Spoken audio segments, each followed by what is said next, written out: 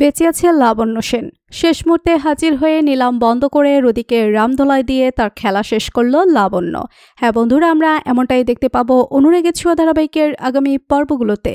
বিস্তারিত জানতে আমাদের চ্যানেলটি সাবস্ক্রাইব করে ভিডিওটি না টেনে শেষ পর্যন্ত দেখতে থাকুন। মান অভিমানের পালা চলতে থাকে আদিত্য আর সুদীপার মাঝে।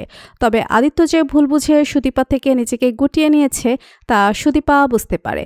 তাই সুদীপা খুব সহজেই চৌধুরী বাড়ি থেকে বের হয়ে যায়। বরং সব অপমান সহ্য করে ভাবতে থাকে কোনো উপায়ে জানতে পারবে আদিত্য সেদিন বাড়িতে এভাবে ঢুকেছিল কেনই বা তার চোখে সুদীপা নিজের জন্য জল দেখেছিল।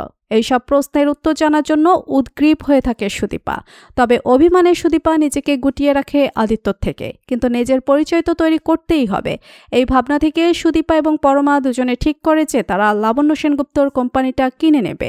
অন্যদিকে নিলামের বিজ্ঞপ্তি রুদিরও চোখে পড়ে। তাই রুদিও ভাবতে থাকে, আমি দেখতে চাই এই কোম্পানি কিনতে কে আসে, সেনগুপ্তদের আর কে কোথায় আছে, এদের বংশধররা বেঁচে আছে কিনা, সুদীপা ছাড়াও আর কে আছে। ওদিকে বিজ্ঞপ্তিটি চোখে পড়ে জয়ের ছেলে দীপের। দীপ বেঁচে আছে, তবে সে কলকাতায় নয় মুম্বাইতে থাকে। বিজ্ঞপ্তিটা দেখার পর নিলামে অংশ নিতে দীপ মুম্বাই থেকে কলকাতায় চলে আসে। এদিকে নিলাম শুরু হয়ে যায়।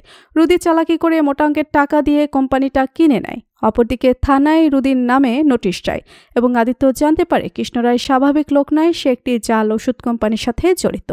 এই তথ্য আদিত্যকে স্পষ্ট করে বোঝে আদিত্য স্যার। এরপর অ্যারেস্ট ওয়ারেন্ট নিয়ে রুদিকে ধরার জন্য বেরিয়ে পড়ে আদিত্য। কিন্তু আদিত্য পৌঁছানোর আগেই সেখানে পৌঁছে যায় জয়ের ছেলে দীপ। যখন রুদি কোম্পানিটা সুদীপা ও পরমার কাছ থেকে কিনে পেরে খুশিতে তাদের দাঁড়িয়ে ইনসাল্ট করতে থাকে, ঠিক তখনই সেখানে রুদ্রমূর্তিতে হাজির হয় লাবণ্য সেন। এরপর দেখা যায় রুদি যখন সবকিছু শেষ করে দিচ্ছিল, ঠিক শেষ মুহূর্তে হাজির হয়ে রুদির সকল খেলা বেচতে দেয় লাবণ্য সেন।